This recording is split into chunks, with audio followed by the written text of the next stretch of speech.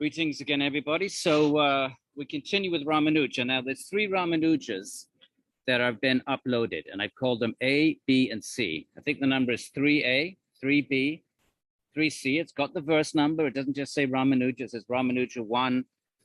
The first one we've done, that's 1.1 to 5. That would be the first chapter, first section. So it might be 1.1 to 5, because each chapter has a number of sections. 1.1, 1 to 5, we've done that, recorded that. And now we're on 3B, which is, on the syllabus, it's 2.1 verses 13 to whatever it is, 36, I believe, okay? So all you need to do is go, for this course, you upload Ramanuja B, so 3B, and here's the text that we're going to be reading. Here it is. So we start on page up the top here, 218. Okay, topic number 4, the line of reasoning against the Sāṃkhyas is valid against others like the atomists. We'll skip that verse because we did a lot of Shankara's response to Sāṃkhya. So we'll go to page 220, topic number 5. There's a number of topics, by the way. Go up the top of the page here. Number 2 means the second chapter. Number 1 means the section within the chapter. Normally there's 4 sections, so 4 chapters, and usually 4 sections within each chapter. And the last number is the sutra number. Now, in addition to that, you don't need to worry about this. There is the topic. So the basic topic is that Brahman, as we know, is for Vedanta, it's like the cause of the universe. It's intelligent. We know the difference between Shankara and Ramanuja. We know Shankara says that ultimately Brahman is impersonal. So God, right? This is a course on God and Ishvara. So for Shankara, Ishvara is ultimately illusory. Brahman is real, but there is no world. Ultimately, it's a mirage.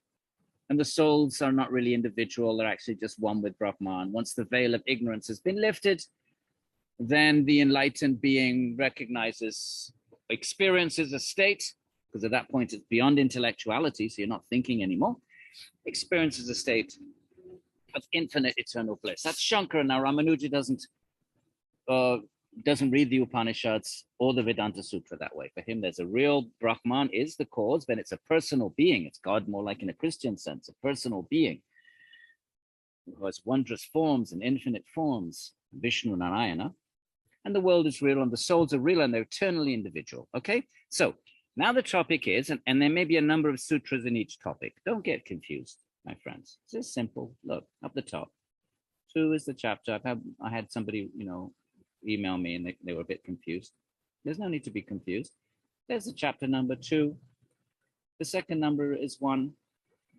Is the section within the chapter. Second chapter, first section. And then verse 13, 14, 15, we're going to be doing 13 to 36. You don't have to worry about the topics. Don't just forget them. But in case you're interested, the sutras, meaning number 13 to 36, they're clustered around topics. And that's just put in here in italics. If that's confusing for you, ignore the topics. So the topic here is,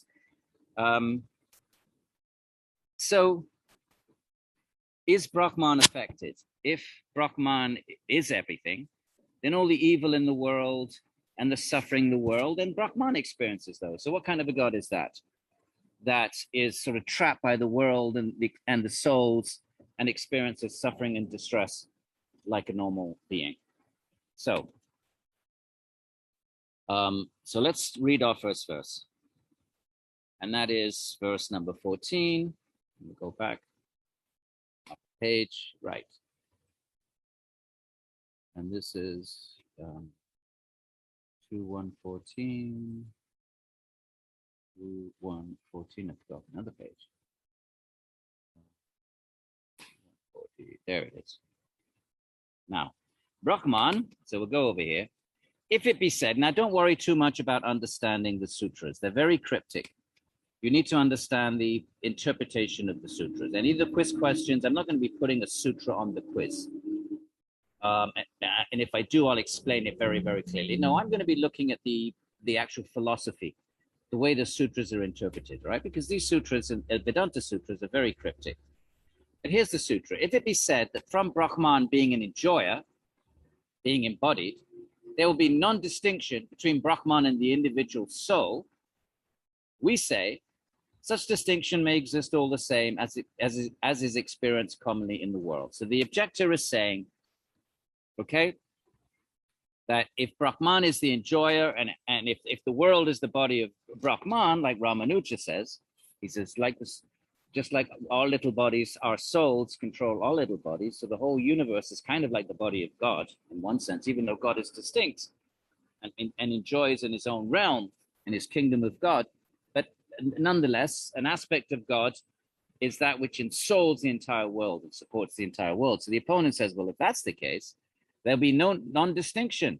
There won't be any distinction between Brahman and the individual soul if God pervades everything. And so the suffering and distress of the individual soul would affect Brahman. Right, let's read Ramanuja. Brahman, which is the self of everything. We have our own little selves, but Brahman is the self of the entire universe. And which has for its body, Ramanuja likes this metaphor of the body and the embodied. The embodied is the one in the body. So that's how he likes to think of God, at least when he's discussing Vedanta. So the world is the body of God, and God is the soul animating the entire world.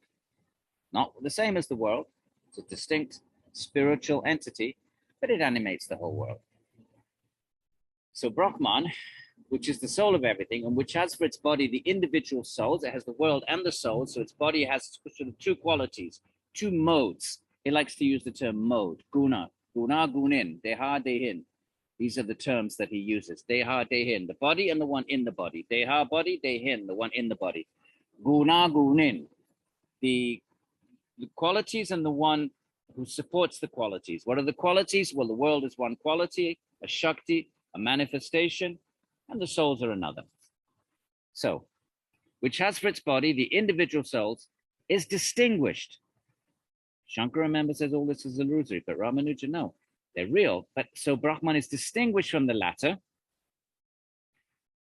because of its unbroken blissfulness.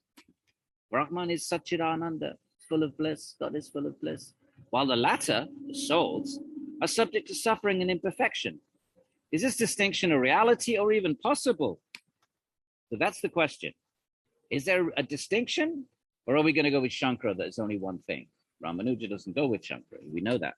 He accepts three different modalities within Brahman, the world, and the soul, like a triad. The opponent holds that it is not.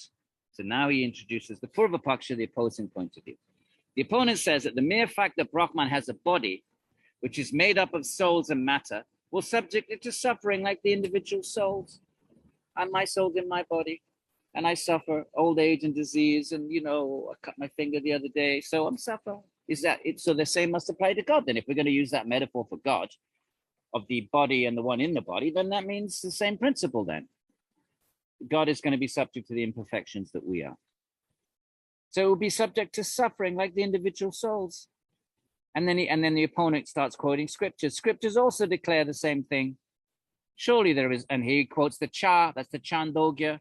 Don't worry about this, but just so you know, we get familiar with this. It's the 8th section, 12th subsection, verse 1. Unless you want to call it chapter, section, call it whatever you want, but it's 3 divisions. And he quotes this Chandogya, the opponent. Surely there is no cessation of pleasure and pain for one who is embodied, indicating anyone with a body. For such a person, there's no cessation of pleasure and pain. So the opponent continues, in what way then can Brahman be superior to the individual soul? He's got the same problem. It's just that he's got a massive, great big body consisting of the world. There can be no difference between the two. So the opponent is the Sāṃkhya person. He doesn't accept Brahman. So the Sāṃkhya opponent concludes, so the pradhana, remember pradhana, matter, prakriti, so the pradhana is the material cause of the world. And Brahman, if there is Brahman, it's only the efficient cause. That's a separate issue we won't get into now. Don't worry about this last bit. But in case you're interested. One of the, not so much Sāṃkhya, but yoga would say, okay, there is an Ishvara, but Ishvara is not the material cause of the world. It's the efficient. In other words, go back to our pot and the clay. So remember the clay, and we had this, we met the Upanishads first expressed this metaphor. The clay is the material cause of the pot. It's the matter from which the clay emanates. But you need an efficient cause, something outside of the clay. You need a potter, you need a wheel. These are efficient causes. They get injected into the material cause, and then to make your pot. The clay by itself doesn't just magically transform into a pot. So the opponent says, so the pradhana is the material cause.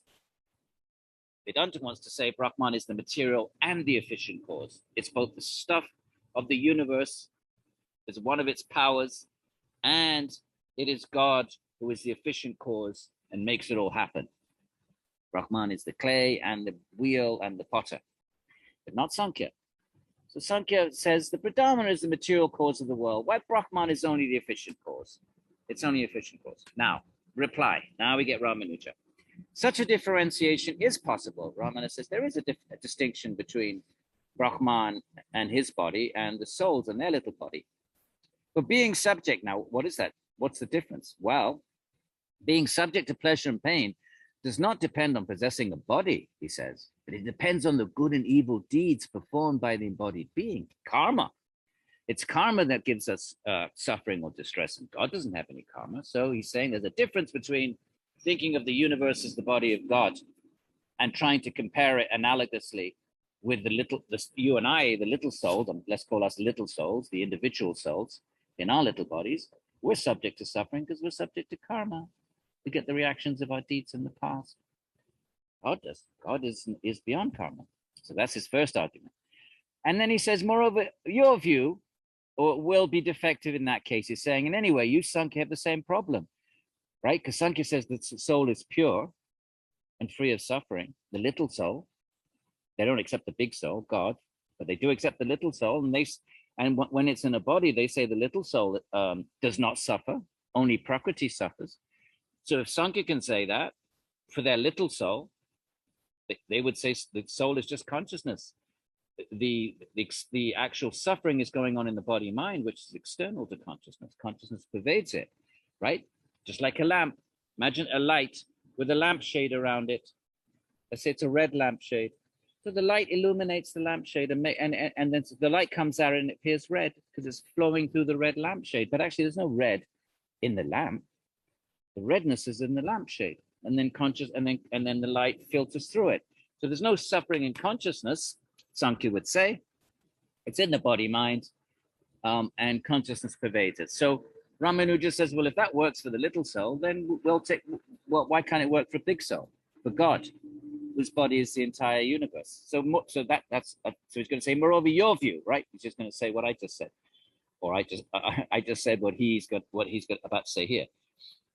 Moreover, your view, Sāṃkhya, will also be defective in that case, for you say that the intellect is the agent because of its connection with the body. You say that the mind is the agent of action. It's the mind who decides, who makes karma, who decides. The agent means the one who decides, I'm going to go left, I'm going to go right, I'm going to be a good person, I'm going to be a bad person. It's the intellect and the mind because of its connection with the body. In that case, the Purusha, also being connected to the body, will become an agent.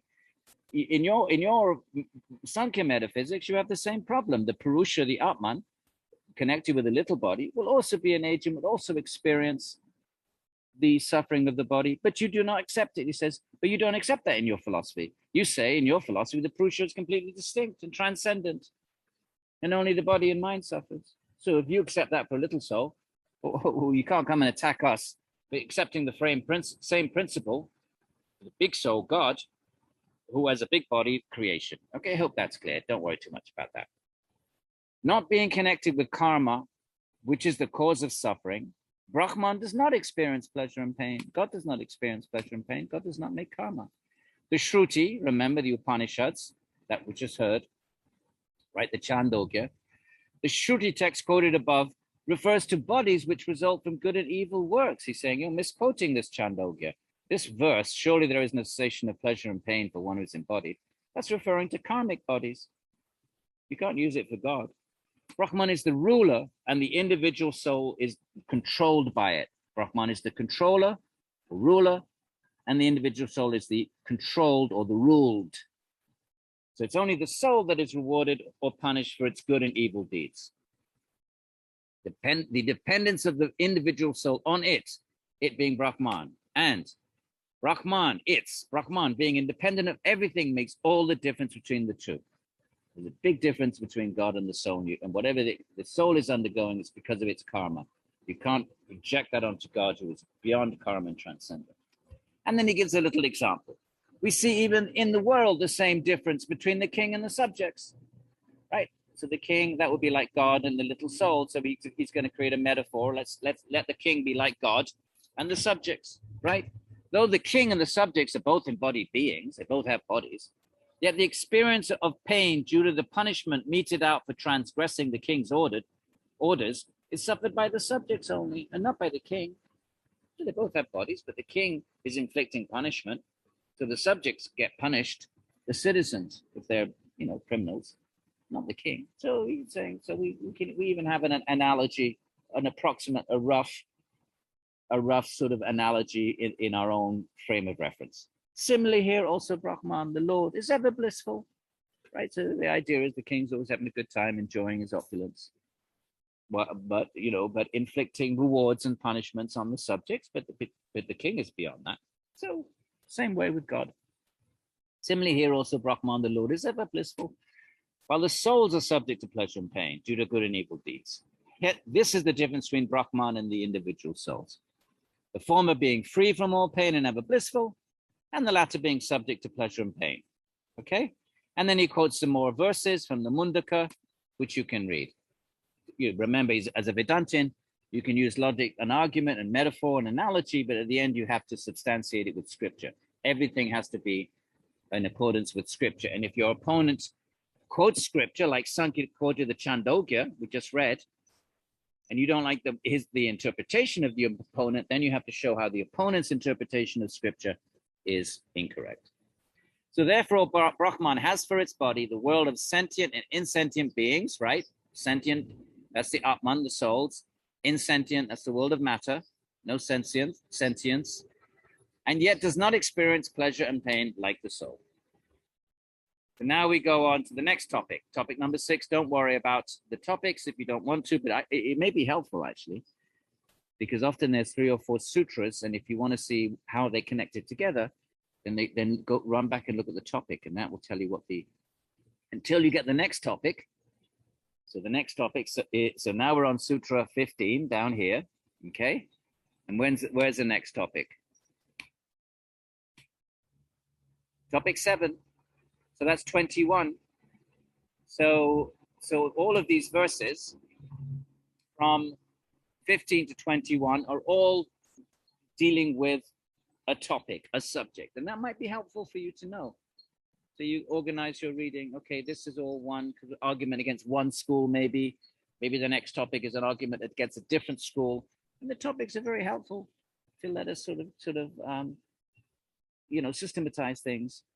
So don't have to worry about them, but they should be helpful. Now, what's the sutra? The non-difference of the world from that. What's that? Meaning Brahman is known from texts beginning with, and I think with the word arambhanam. Don't worry about any of that, right? He's just going to continue now. He's going to argue against the atomist. So we've discussed Sāṃkhya. Sāṃkhya says all reality comes from the 3 gunas, sattva, rajas, and tamas. It all comes from pradhana. Pradhana has 3 qualities: sattva, rajas, tamas. Right? Rajas is energy. Tamas is stillness, suppression.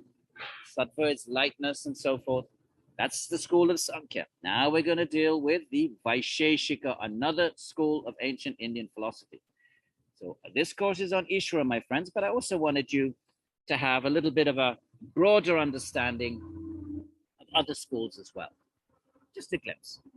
And so we'll be looking at Vedanta's refutation of other schools, and of course they're supporting God. Our course is on God. They call it Brahman, or Ishvara, right? Brahman is just a general term, and then Ishvara is the personal aspect of Brahman, right? For Ramanuja, the person Brahman is highest. Shankara, the personal Brahman is illusory. An impersonal Brahman is highest. So what's the relationship? Let's be clear about this. The relationship between Brahman and Ishvara. In one sense, they're the same. Brahman just means the absolute truth. Okay, everybody calls it Brahman. Everybody agrees Brahman is the absolute truth. Fine. If you're a Vedantin, right? Because the text begins, remember 111, Atato Brahma Jignasu. Now we're going to inquire into Brahman. And the second sutra, Janmadhyasya Yataha. Brahman is that from which creation emanates, creation, etc., emanates. So all Vedantins accept Brahman is the cause of everything, cause of creation. What's the difference between Shankara and Ramanuja? Shankara says, actually, all that creation business, it's conventionally real, appears to be real, but it's actually a mirage. Only Brahman is true, and Brahman is not a personal being. The personal creator who creates the creation is only conventional reality. And conventional, when we're in ignorance, unenlightened, then we use this talk, we use this language of a real creation created by a real creator. So Shankara accepts Ishvara, but only in conventional reality, like the mirage, the illusory reality. But ultimately, Brahman's impersonal. Shankara. Now, what about Ramanuja? Brahman, yes, the real world, real souls. Brahman is the support. The souls in the world are like the body of Brahman, and Brahman is ultimately Ishvara. Brahman is Ishvara in its highest expression. The highest expression of Brahman is the personal being, not illusory. The creation is not illusory, so the creator is not illusory for Ramanuja. So there's a real Ishvara, a real Bhagavan, a real God, a real Vishnu Narayana, the name that, you know, the being that Ramanuja identifies as God. Okay, so hopefully, I have no way of telling how all this is sinking in. That's the defect of asynchronous courses. But feel free to email me, or I have these. If you want to, I have office hours. I sent you all an email after my other class on Thursdays, so that'd be 6 o'clock. I'll linger and just jump in. I sent you the link. Just say hi. If you have some questions, but let me know ahead of time. That's all. And then, feel free. And if that time doesn't work, we can arrange some other time. I'm available. Right. So now we have to done with Sāṃkhya. Okay, finished. We're not going to deal with Sāṃkhya again, at least not immediately. So now another school. Sāṃkhya says all of this world comes down to the three gunas, pradhana, property. The opposing metaphysical school, it's still Vedika. It's still a Vedic school. Says no. Ultimately, if you dissolve the world, right? Sāṃkhya would say, dissolve these trees, the mountains, dissolve you get to particles. Dissolve that, you get to forces. Dissolve that, you get to mind stuff, mental intelligence.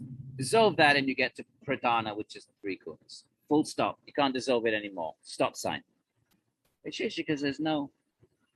If you dissolve things, you're going to end up with particles that are distinct. And it's kind of a bit like modern physics. Particles and forces, and then they have a bunch of other categories we don't need to get into. I don't want to complicate things. I actually say you end up with 7 different categories. But let's just, for our purposes, say that 2 of them that we're interested in is that if you dissolve this reality, they accept it's real. They argue against Shankara. They reject the idea of this illusion. That's not an option for this school. Vaiśeṣika, here it's written here. That's how you spell it. First line of the commentary. Page 223. The atomists, they say if you dissolve everything, you get atoms. We can't use the term atom anymore, since, in Newton's time, when they first translated these texts, they thought the atom was the smallest irreducible particle. But now we know that there's, within atoms, there's electrons, and neutrons, and protons, and within that, there's, quarks, and God knows what, right? They're coming up with muons, and who knows all the different tiny, tiny particles. So let's just use the term, where it says atom, really what they're talking about is particles that cannot be reduced. You can't break them up. You can break the atom up. Newton didn't know that, but since then they've discovered there's a whole universe inside each atom. So can you keep breaking up? We'll never know. Science will never know. Then all they'll be able to say is, well, up to now we've come up to this level of irreducible entity, right? Whatever that is, a muon.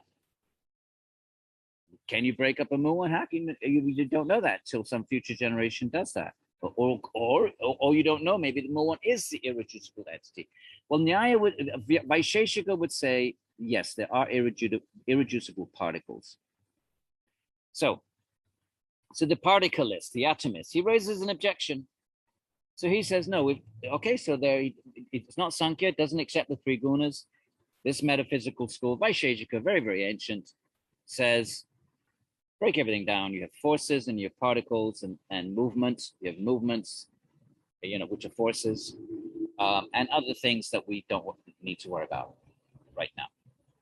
And he says raising his objection, and says the cause, the Brahman, and the effect, the world, cannot be non-different. He says you can't say they're non-different, says the Vaiśeṣika, but there are various differences between the two. The differences between Brahman and the world. Firstly, there is a difference in time, right? The cause existing in the previous moment and the effect in a subsequent moment, right? A cause must come before an effect. So Brahman comes before the world. So that's a difference in time. How can you say it's one and the same thing? There's a difference in time.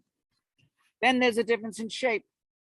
As we see, for example, a lump of clay in a pot. It goes back to the lump of clay in the pot example. The shape is different.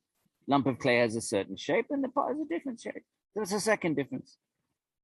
And then there's also a difference in numbers between the threads and the cloth, right? There's one cloth, but it's got loads of threads. So there's one world, but it's made of loads of atoms or particles. Trillions. But there's a difference in number as well, right? There's a difference in time, difference in shape, and a third difference, number, as between the threads and a cloth or a pot and its two shapes. Don't worry about that. There is a difference with regards to their utility, a fourth difference. A pot serves the purpose of getting water, but not a lump of clay. There's a difference in utility. You can drink water out of a pot. You can't drink water out of a lump of clay. So that's a fourth difference. Sorry. There's also a difference in the idea conveyed by the truth, too. The idea of a pot is different from the idea of clay. The idea of the world is different from the idea of Brahman. So these are all differences. And then there's a difference in nomenclature, the name we give them. As when we say a lump of clay in a pot, we give them different names to point to their differences. So we say that, well, let's call that clay, and this other thing, we'll call it a pot. So there's yet another difference. So says the Vaiśeṣika opponent. If the two were non-different, then one says, get me a pot. It would be complied with by getting a lump of clay, but it's not so. If there's no difference between the clay and the pot, then if I ask for a cup of tea, you could just pour it on the clay and say, you say there's no difference between the clay, then have your tea on the clay then. Clearly there's a difference between a pot and a clay. You can't say they're identical. So the opponent lists these 5 or 6 reasons why there's difference, right? Time, number, utility, name, and so forth. There is therefore much difference, says the opponent, the Vaiśeṣika opponent, between the cause and the effect. Those things which differ in the idea conveyed and in names cannot be non-different. If there are 2 different ideas, the clay being one idea, and we create it, an idea meaning when we think of clay, we think of a lump of something. When we think of a pot, it's a different idea, a different thought comes to mind. And then we give it different names. So those things which differ in the idea conveyed and in names cannot be non-different. They can't be the same. Non-different means the same. Advaita. Moreover, if the two are non-different, then the activity of the agent would be meaningless. And then there's nothing to do then. If everything's one, there would be no action. Everything's one. How could you act? Who would be acting on what? There would be no room for action because everything is just a homogeneous oneness. There'll be no agent, no action, and so forth. Therefore, says the opponent, winding up the argument, Brahman and the world are different, right? These are dualists, the Vaiśeṣika. And texts which declare that the two are non-different have to be explained otherwise. So the Vaiśeṣika is a Vedic, does accept the Upanishads, and does accept that there are texts in the Upanishad, like the ones we read, the rivers merging in the ocean.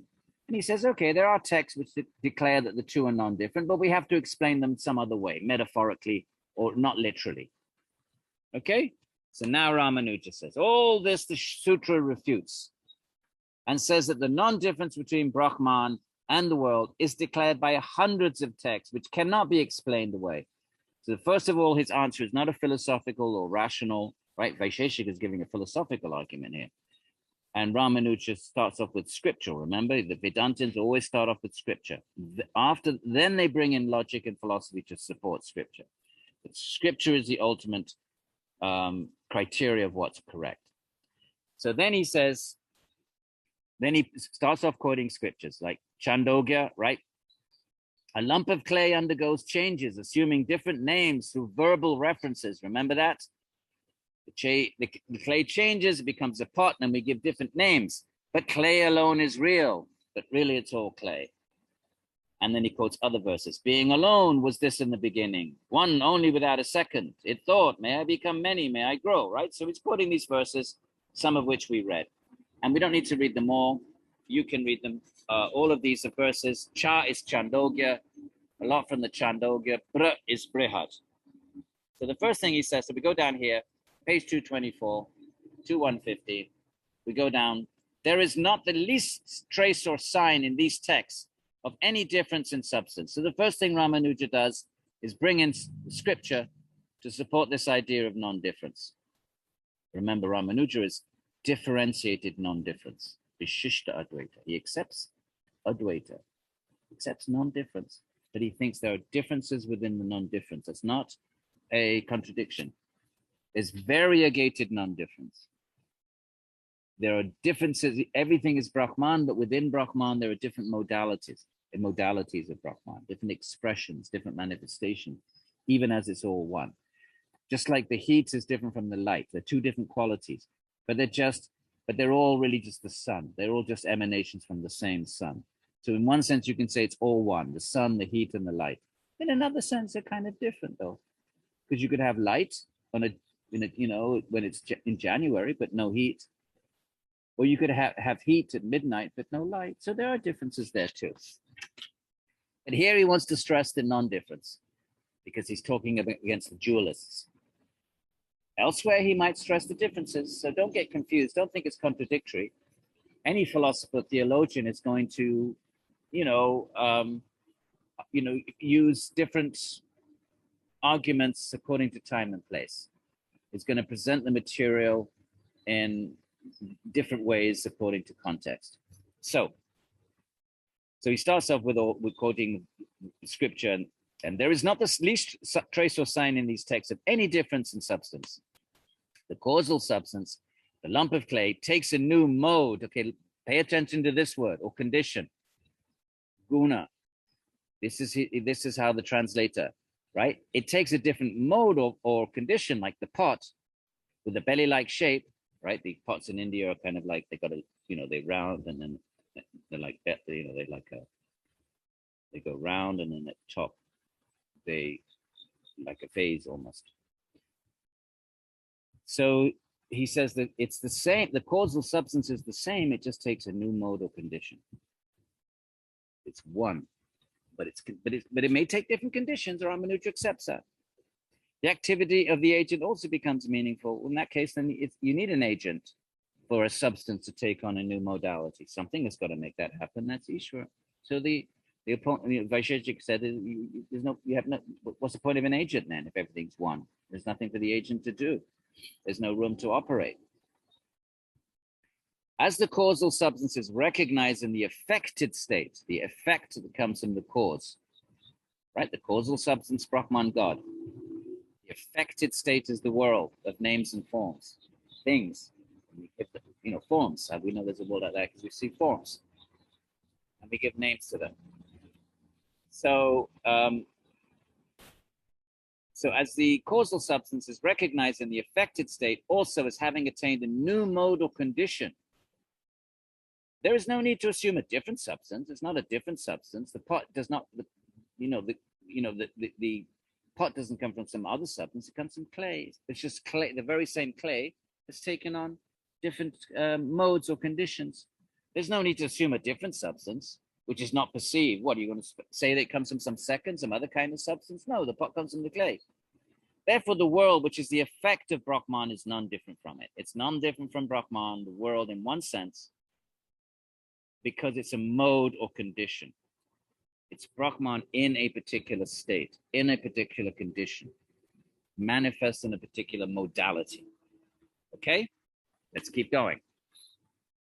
And because the cause is, this is all one topic now, up until we get the next topic. So it's all following on. And because the cause is recognized in the affected state, right? In the pot, you recognize the clay. So in the existence of the effect, the pot, remember the pot is just a substitute for an object in the material world. So when you want to talk about an object out there, a real object, can't name everything. So you have to have something represent everything. So in Indian philosophy, it's a pot. Let the pot represent any object. So in the existence of the effect, the pot, for example, one recognizes the cause, the clay, and one says this pot is clay. Hence the non-difference of the cause and the effect.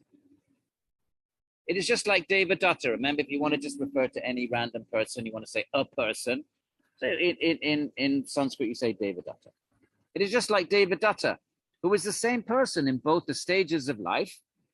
So the same person in childhood and youth, even though there's also change. But it's the basic substance is the same. The basic person is the same. That's Ramanuja's point. The substance is the same. The underlying substance, think of it, sub-star, standing sub, below. Sub means below. Star means to stand, to support. That which stands below this world, supports it, maintains it, energizes it, creates it. That's Brahman. So don't get confused by the word substance. It's that which the substance is that which supports qualities and other other attributes. So Devadatta is the same, even though it's the same causal substance, which is passed over into a different condition. It's the same Devadatta, but Devadatta is passed from the condition of youth to the condition of old age. But the causal substance, Devadatta himself, the being underpinning those changes of body, remains the same. Since the same substance is perceived in both the cause and the effect, the difference in idea and words is dependent on the difference in state and condition only. So we use one word for the cause, but when we talk about the effects, then we use different names and ideas and words. So the difference in idea and word, this is a pot, that's clay, this is a clay plate. So the different ideas between a pot and a plate made of clay, different words we use. That's just a difference in state or condition of the same clay, which is their substance from which they're made. So in that sense, the effect therefore is non-different from the cause. Not radically non-different like Shankara. Ramanuja doesn't go all that way to say they're completely non-different. Shankara says they're completely non-different, and if they're completely non-different, then the world must be illusory then. If there's really no difference between the cause and the effect, then it's meaningless to talk of cause and effect. There's only one entity, Shankara says. And therefore, the effect must be illusory. It's not real. Ramanuja doesn't go that far. No. Effect is real. World is real. Souls are real. But they're they're different modalities. Right. And on account of the existence of the other, the effect as the cause. Right, let's just read the commentary. Will help us. It's just the same thing. He's making the same argument. The effect exists in the cause. The two are non-different. The effect is spoken of in terms of the cause, both in common parlance and in the scriptures. So all these effects, the pots, the plates, etc., were mere clay in the morning. Thus the effect is recognized in the cause. We can call them pots and plates, or we can just say they're clay. Really? It's not wrong to say they're clay. They are clay. They just clay taking on new modalities. All right.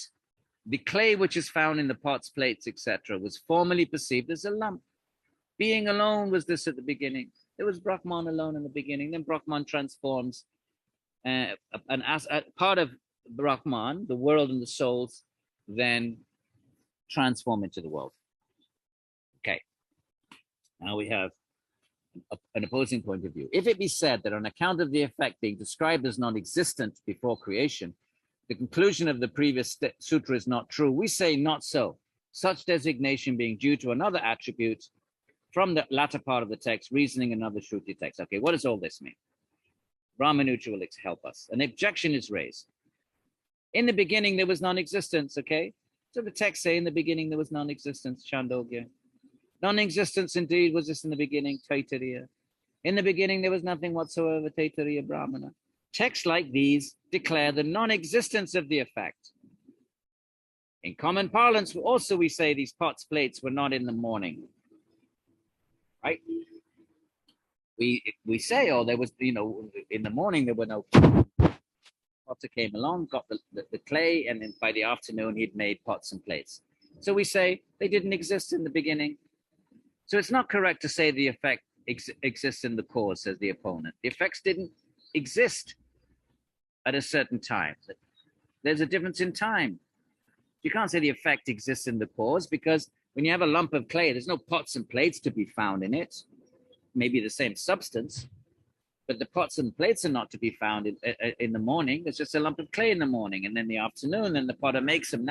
Okay, fine. Later on, you have pots and plates, but you can't say the effect is in the cause, says the opponent.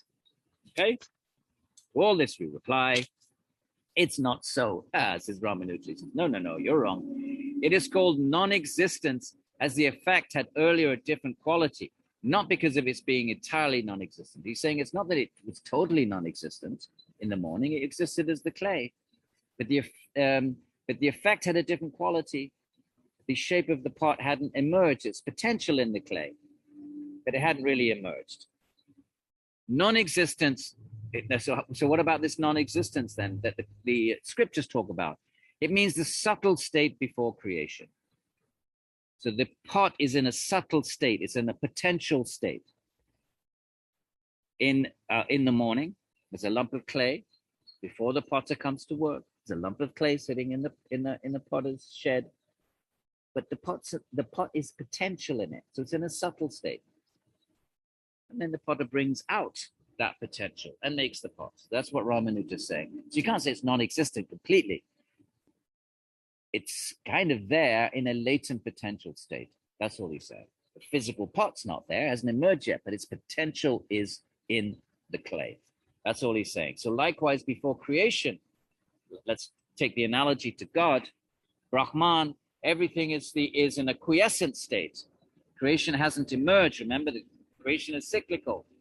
So, but it's all latent. It's potential. Creation is potential within Brahman, and emerges at the right moment. Okay, so it's latent, it's potential. He calls it subtle. Some theologians say it's in the mind of God. God hasn't created, but it was in the mind of God, if that helps.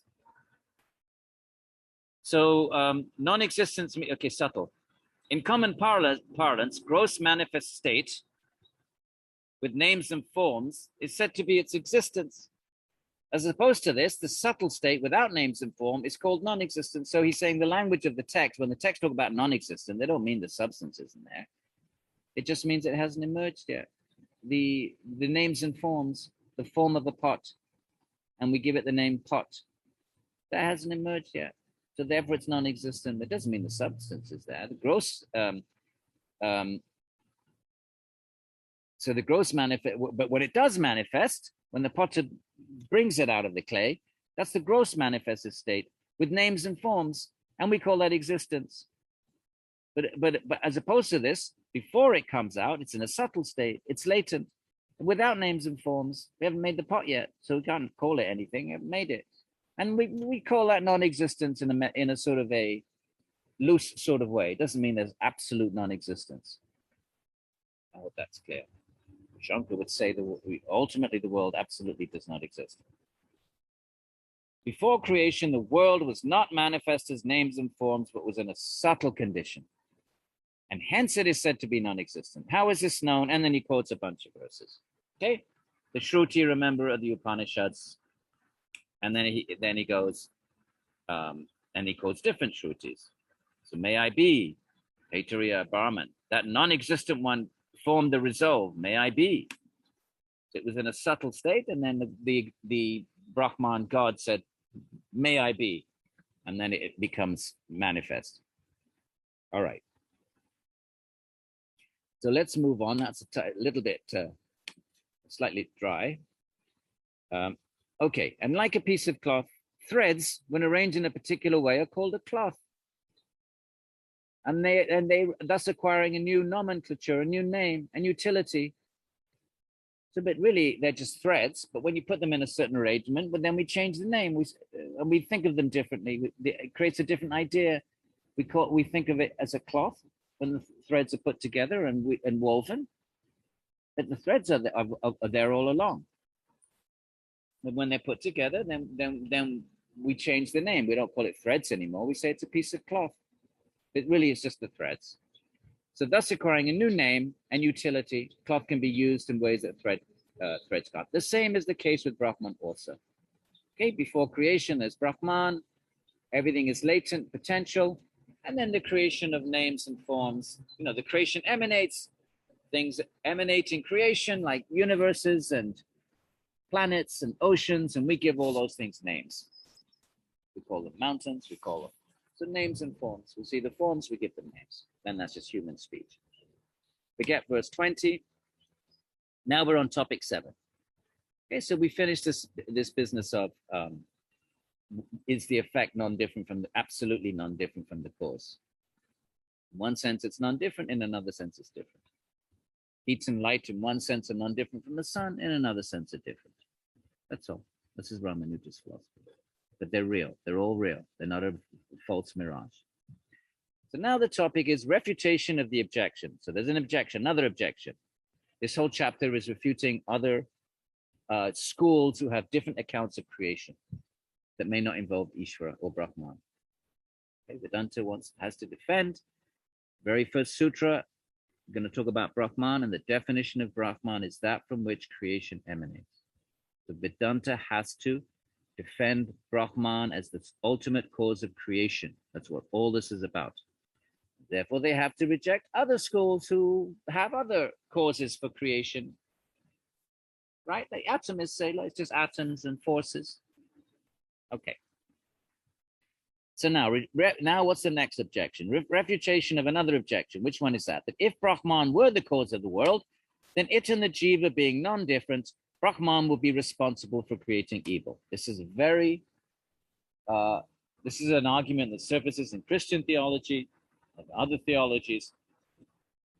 If God caused the world, then God's responsible for creating evil. God has created everything. He's created evil then, hasn't he? You want to say God is the creator and Lord and the support of everything, then he's responsible somehow for evil. That's a objection. Let's see, this might be more interesting, my friends. If you found the previous discussion a bit dry, let's see if you find this more interesting. Till now, says Ramanuja, the objections of Sāṃkhya and Vaiśeṣikas to Brahman being the material cause of the world have been answered through reasoning. There are two schools, Sāṃkhya, a lot of that we did with Shankara. Ramanuja accepts a lot of those arguments, except for the one that the world is unreal. He doesn't accept that. But otherwise, the basic idea that pradhan is not intelligent. So pradhan by itself cannot create the world. There needs to be intelligence. So with that, he agrees with Shankara, even though Shankara ultimately says the world is unreal. I'm not going to keep on about that. I hope you've got it. And the Vaisheshikas, right, they say everything is just these little tiny particles and forces. So they object to Vedanta. So Ramanuja feels that they've received a response in the previous verses. So now he's going to take up a new objection. Now an objection to Brahman's being the efficient cause is taken up for refutation. And what is that? On account of the individual soul, the other, not God, the individual soul, being stated as non-different from Brahman, the verses say that the Atman and Brahman are somehow one. For Shankara, they're absolutely one. For Ramanuja, they're like sparks to the source. The spark is eternally a spark. There would arise, what would there arise? In Brahman, the defects of not doing what is beneficial and the like.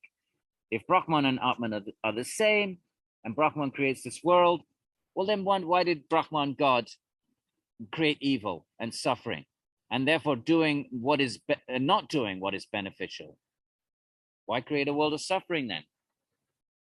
Okay, that's where we're going now, my friends. A fresh objection is raised, and this is slightly, oops, what did I just do? Where are we? Page 228. Ooh, I'm sorry if this is a little truncated. Let's do the best we can. A fresh objection is raised to Brahman's being the cause of the world.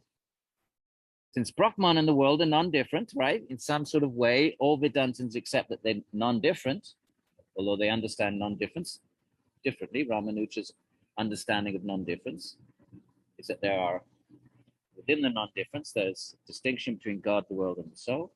Shankara, there's just impersonal Brahman. Okay, I'm repeating it because I really want you to do well in the quizzes, and I want you to really get these points.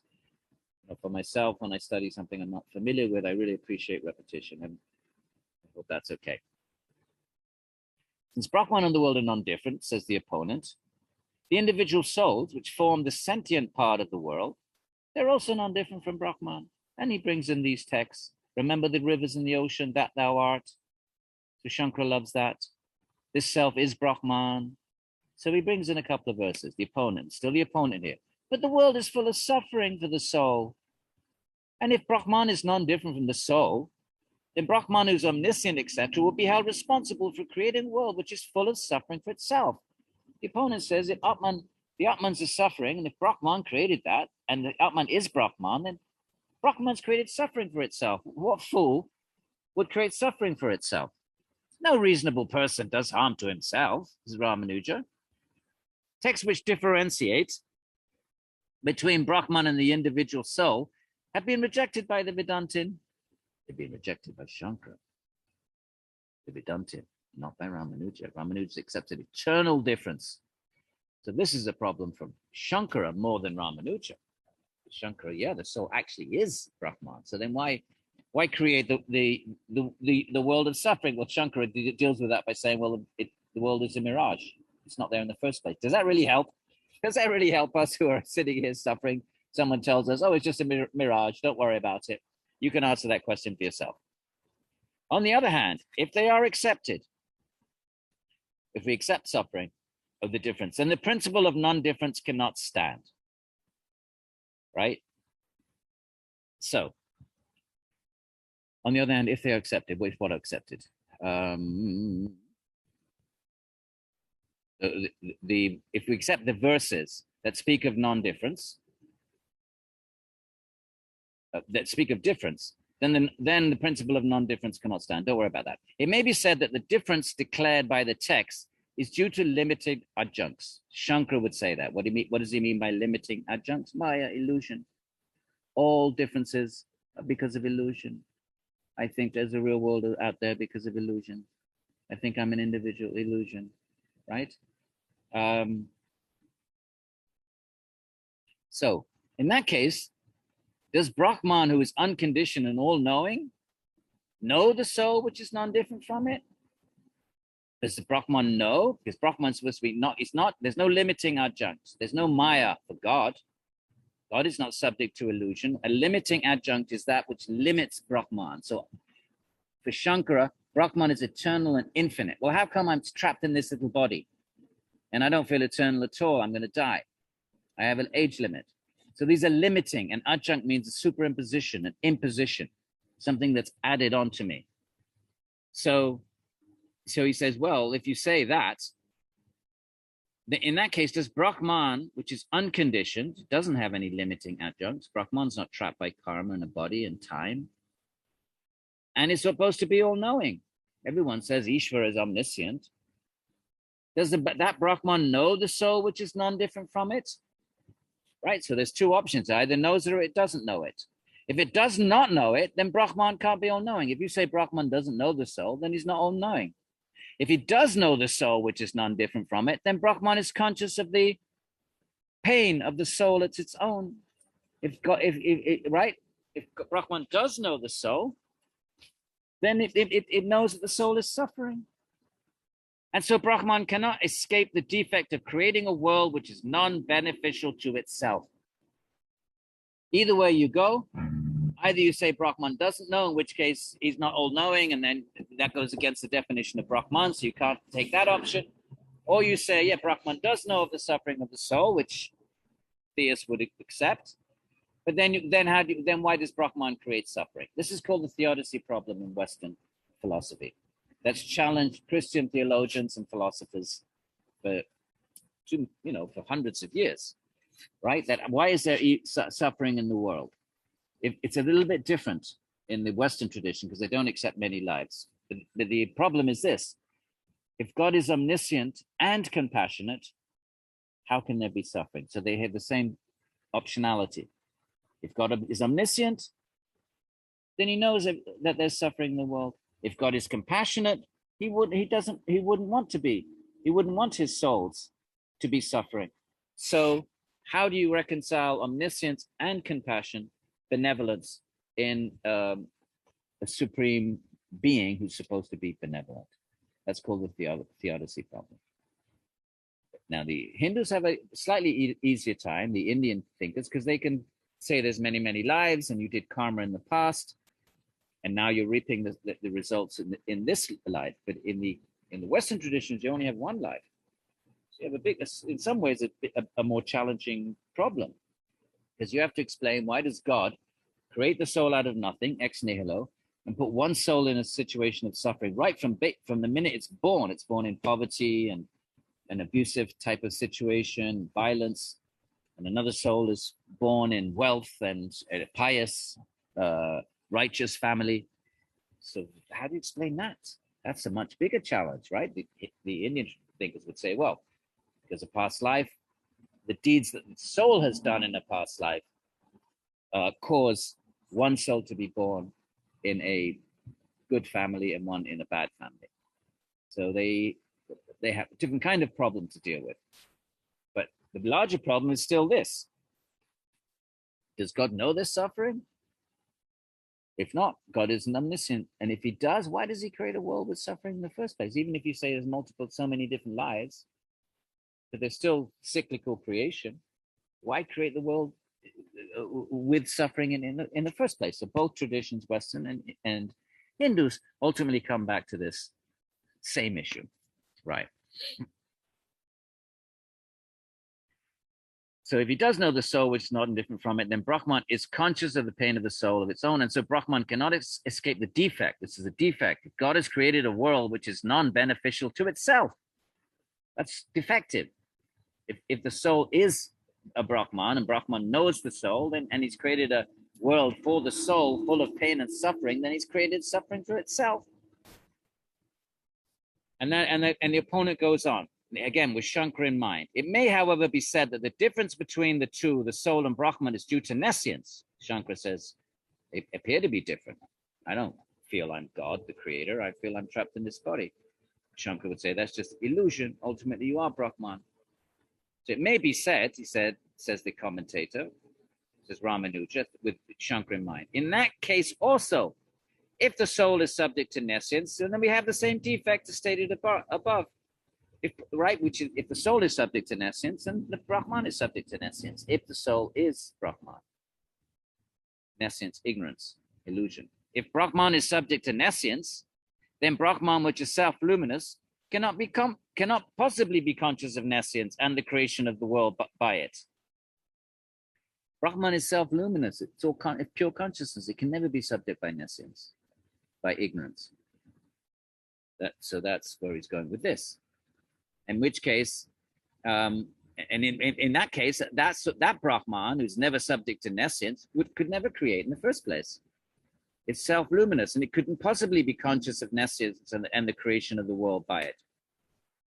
If it be said, as Shankara would say, that the self-luminous nature of Brahman is obscured by nescience, if you say, well, okay, Brahman is self-luminous, it's infinite, eternal, blissful, self-luminous, it doesn't require any other external luminosity, but it's covered by nescience, ignorance, and then it creates the world. But that would be the destruction of Brahman's very nature.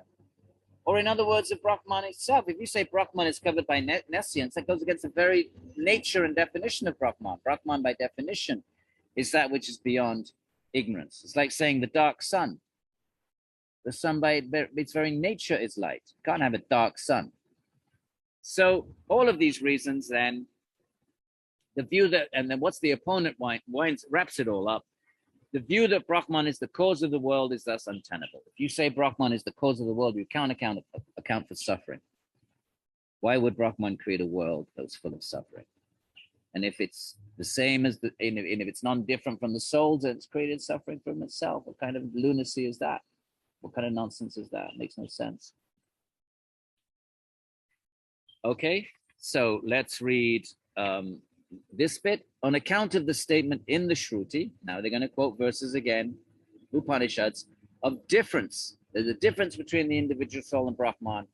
Brahman, the creator, is something more than the individual soul. This is Ramanuja. Ramanuja is going to say, yes, they're one in one sort of sense, but they're different. The sun is one with the light, but it's different. So whatever's going on in the light here, right? There's things going on in the light that doesn't affect the sun. Let's say the light shines on on some dirty substance. Well, that dirty substance does not affect the sun. Okay? Soul is one with God, is a part of God, supported by God, sustained by God, but different from God. So let's have Ramanuja say it in his own words, but refutes the objection of the last sutra. Don't worry about that. Brahman is something different from and superior to the individual soul. So the opponent is proposing a radical monism and a Shankara type of relationship where Brahman is Atman and raising these objections. And Ramanuja probably agrees with them. Yes, we also, Ramanuja also rejects Shankara's version of oneness. But he says, but in Ramanuja's view, Brahman is actually something different from and superior to the individual souls. And now he's going to speak about the difference. Previous arguments, he was talking about the sameness. But his philosophy is same and different at the same time. Vishishtadvaita. It's Advaita, it's all one, but there's differences within it. So there's both differences and non-difference. Again, the sunlight is, in one sense, the same as the sun, but also different from the sun. If you remember that analogy of the sun and its powers, you will understand the notion of oneness and difference simultaneously, or difference in oneness, which is Ramanuja's specific school. So he quotes verses that speak about the difference. He is the cause of all, the ruler of the individual soul. He has no parent, nor is there anyone who is his Lord. Remember the Shvetashvatara, the Rudra, there's a triad, there's three, the Lord is above. He is the repository of all good qualities and the master of all sciences. He is the controller of matter and spirit and the Lord of the gunas. So distinction. Notice the Shvetashvatara, very theistic Upanishad. So it's easier for Ramanuja to quote the Shvetashvatara than the Chandogya. Chandogya stresses the oneness much more. Shveta stresses the difference. This is the challenge that all Vedantins have. They have to make sense of the Upanishads, which are not systematic, which say different things in different places. The Chandogya, talks of rivers merging in the ocean. There's no difference. The Shveta talks about Rudra, God, distinct from the soul. So how do you make those two fit together? You have to if you're a Vedantin, because you accept the Upanishads as revelation. There's no inconsistency in them as far as you're concerned. You have to find ways of reconciling them. Okay. So let's read one more topic, and I think that we'll wind it. I'm not sure how long we have been. How long is the class? Where's the clock on this thing? It should be a. Let me just go down here. I think if I stop share, then it's 1 hour 11 minutes. Okay, so we've got 9 more minutes, and we'll read one more verse, and we'll go back to screen share, and we should be fine, my friends. I don't want to start a new topic and cram it in at the end. I hope you're doing okay with this. I really do. I have no way of knowing, and that's just the way it is with asynchronous teaching. I think I'm looking forward to going back to the classroom and actually meeting you all. So now, and as in the case of stones, it is an impossibility. Just as it is, so what's the argument? Just as it is impossible for stones, wood, herbs, etc. to be of the same nature as Brahman, right? Matter is not the same as God. So also it is impossible. So now he's stressing the difference. Remember, depending on the argument he wants to make, depending on the opponent, he's sometimes going to stress the oneness of Brahman with everything, and sometimes the difference. His philosophy accommodates both. It is differentiated oneness. It's oneness and difference combined. And depending on who he's talking to, he's going to stress one modality or the other. Don't get confused. That sometimes he speaks about unity and sometimes about distinction. It all depends who he's talking to, who the opponent is. Any good philosopher does this. Any theologian does this. Any good teacher is going to stress one thing in one time and then stress a different thing at another time, depending on what the question is, what the opponent is, what the issue is, what the context is. It's not a source of confusion. You just have to be mature and ask yourself, why is he stressing oneness in this case? Who is he talking to?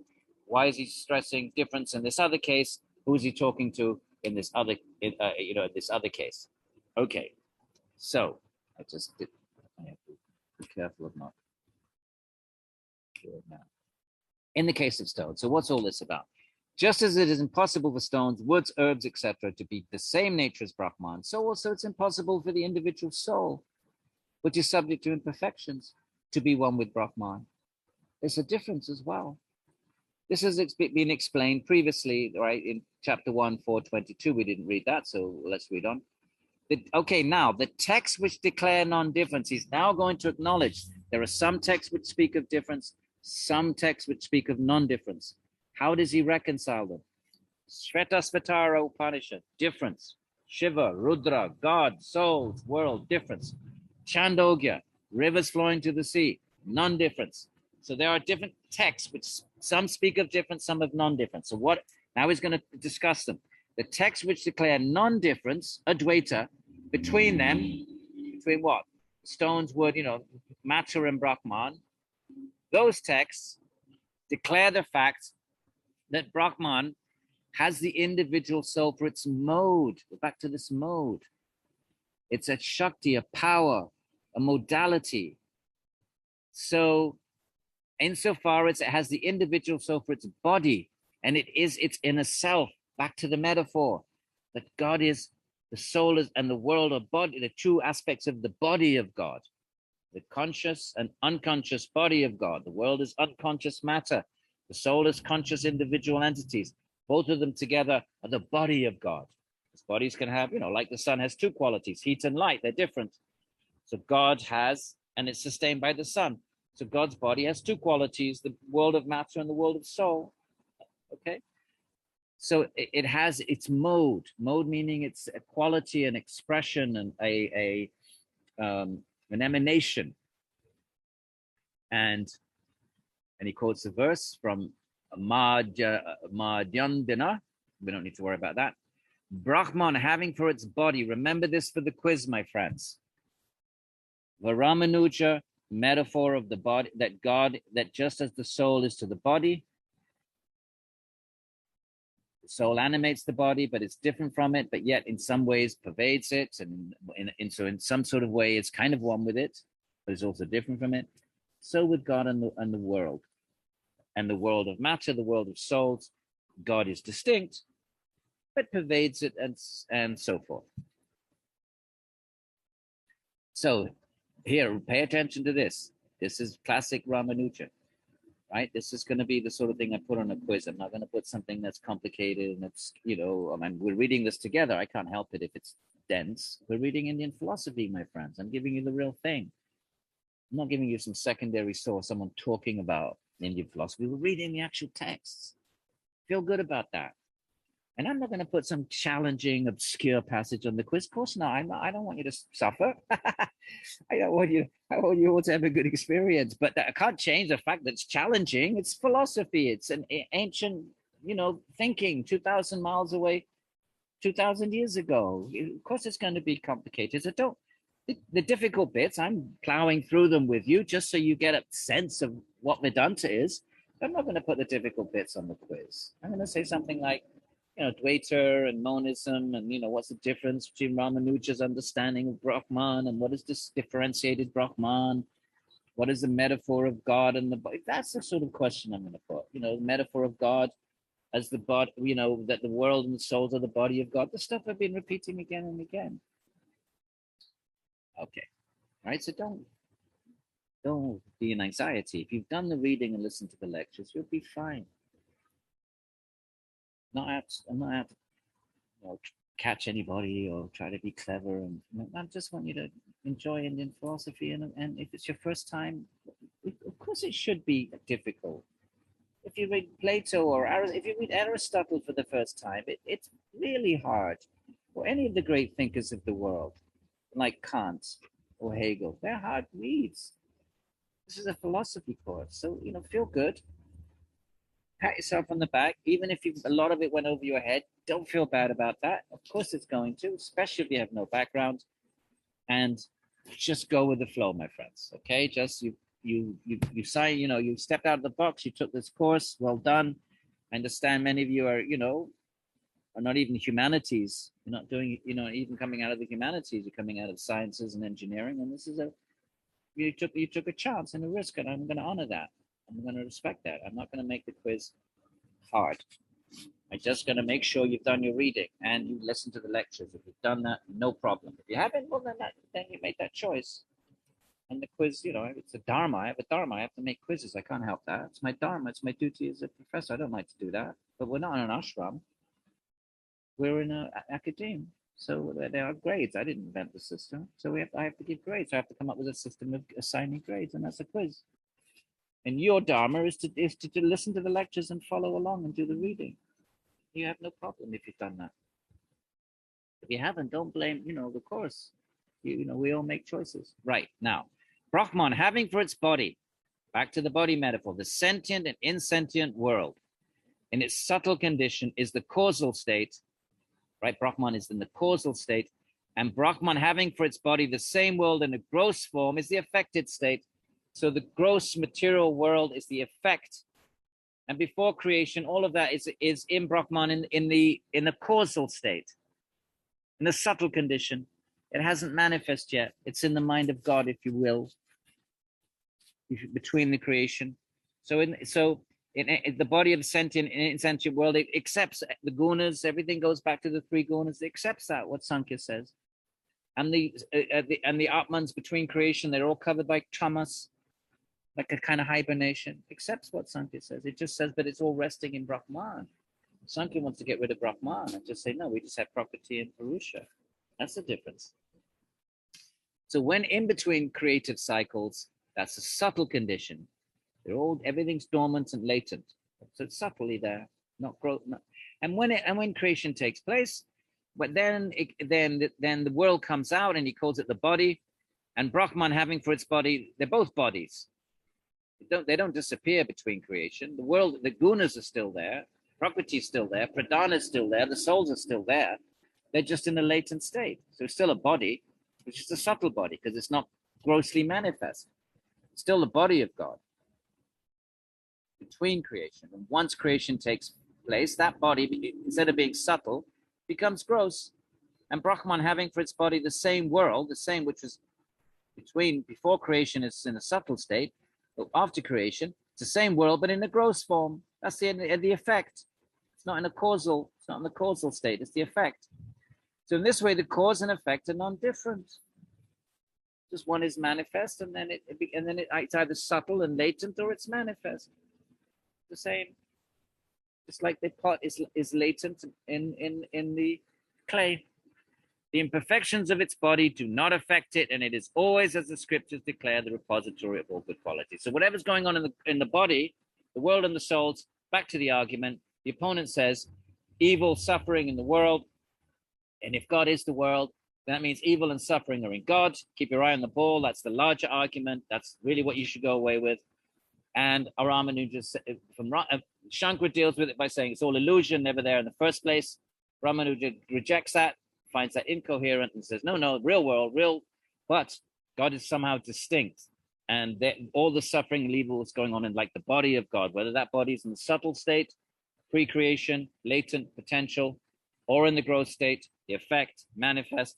Either way, God is also distinct. Therefore, it is established that Brahman's being the cause of the world is not tenable. Okay, so stop the share. Back we come, and pretty much our time is up, my friends, and we'll continue with this for another session. And then we'll start reading the non-theists, the arguments against the notion of Ishvara. That'll be there. But we'll have one more session on Ramanuja. We'll finish up this section, and Laura will be rewriting the syllabus because we kept 2 weeks at the end because I knew I had a sense that we might need a little bit of extra time. I'm also adding in another section from Ramanuja for later in the course where he rejects Buddhism and Jainism. So let's first hear what the Buddhists and Jains have to say, what their arguments against Ishvara are, and then we'll come back to Ramanuja. We're going to add that into the syllabus. The syllabus will be updated and everything rearranged so that we're on schedule again. I created it that way on purpose with the 2 extra free weeks so that we could have that leeway. And that's it. I'm a little bit worried that because I can't see you. I just have no way of knowing how the material is, how you're dealing with it all. But I hope you're getting something out of it. Okay, have a good day, my friends.